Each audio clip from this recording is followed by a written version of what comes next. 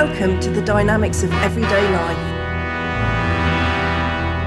where we demystify some tricky concepts and get to know ourselves a little bit better. Welcome back to the show, everyone.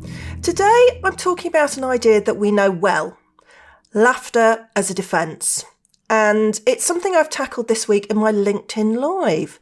I've started doing these as a way to face my fears, both of the tech involved and of being on video. But at least this week I'd had my roots done. Anyway, I digress. And I'm also self-aware enough to know that I do that as a defence too. We know the idea that people use humour as a way to mask how they're truly feeling. There are some incredibly high-profile examples of this. Think Robin Williams. I mean, he's not my cup of tea humour-wise, but he's clearly incredibly gifted, and yet he felt he couldn't continue to exist. Stephen Fry's another. Some people might remember him for disappearing for several days in 1995. He walked out of a West End play called Cellmates, and he was starring in this alongside Rick Mayall. At the time, there was a huge amount of concern for his safety and well-being.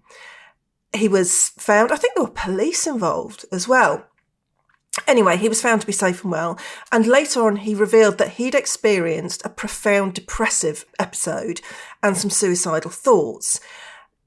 And this was, when we look back on it, this was actually the starting point for him becoming a prominent mental health advocate. It's something that he's very, very involved in at the moment.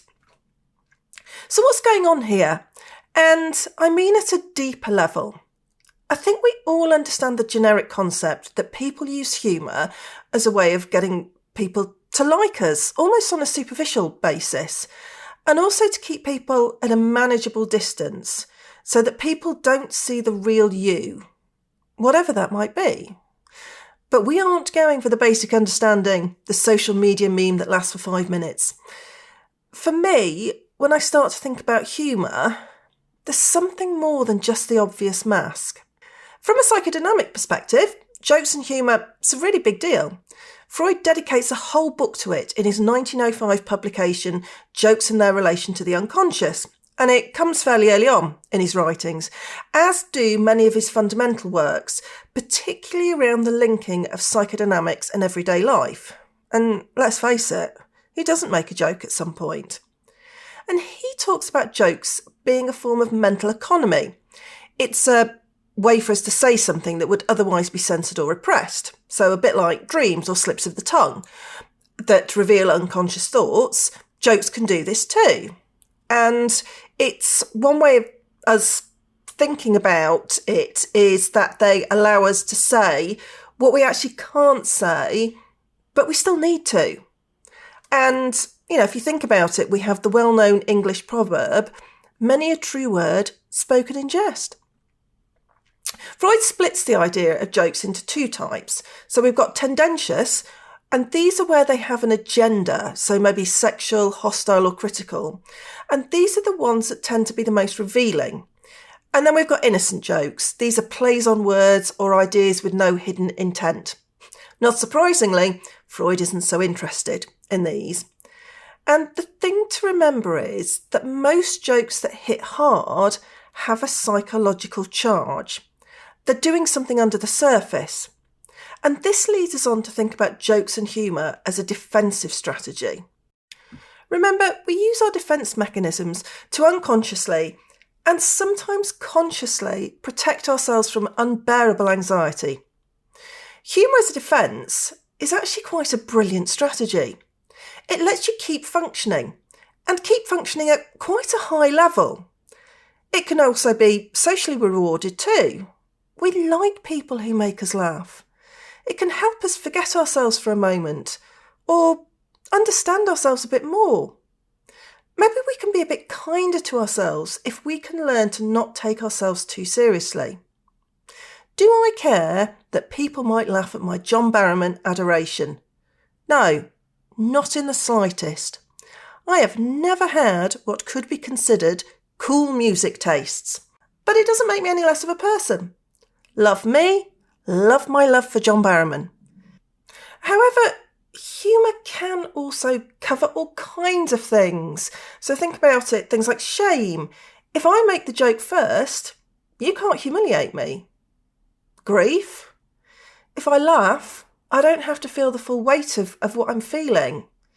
And there's also anger.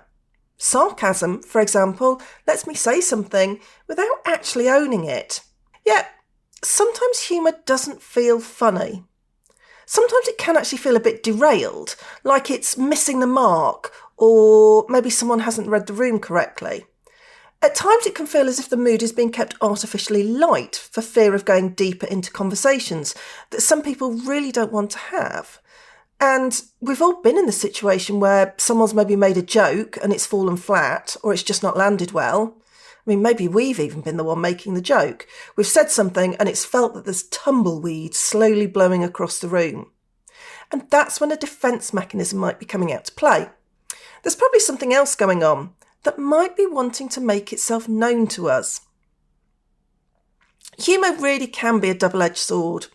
Freud said it can be a noble defence, the triumph of the ego over the harshness of reality. Life can be tough, and if we can find humour in those moments, then, for Freud, this illustrates ego strength. However, when we start to laugh at other people, we're demonstrating weakness by projecting out our own feelings of hostility or inadequacy. Whichever side of the coin, though, it's definitely a communication about who we are and what we might be wrestling with at the time. Which brings me back to Stephen Fry. What happened to him was a very public display of the split between his public persona and his private turmoil. He was, and still is, an incredibly intelligent and witty person, and yet he felt that he wasn't enough. He felt it disappointed people, and he couldn't face anyone because of this. It's a really dramatic lesson that what might be presented to us isn't actually what's going on behind the curtain. My invitation to you this week is for you to consider where in your life you might be using humour as a defence and what you might be protecting yourself from. Are you protecting yourself from challenging and difficult feelings that you don't want to bring into your conscious mind? Do you want to keep people at arm's length? If they see the real you, then they might not like you. So you show them a version of yourself that's socially acceptable. Or do you have complicated feelings about someone or a situation that you can't quite come to terms with, and so you use humour as a way of sorting this out in your mind? And, as always, give yourself and other people some grace here. This is a tried and tested way of managing in the world for many people. Don't be too hard on yourself. The other thing to remember is being permanently on show or trying to be witty can be exhausting. It can feel like a constant battle. And this is something that many of us struggle with, so, do be kind to yourself with this one.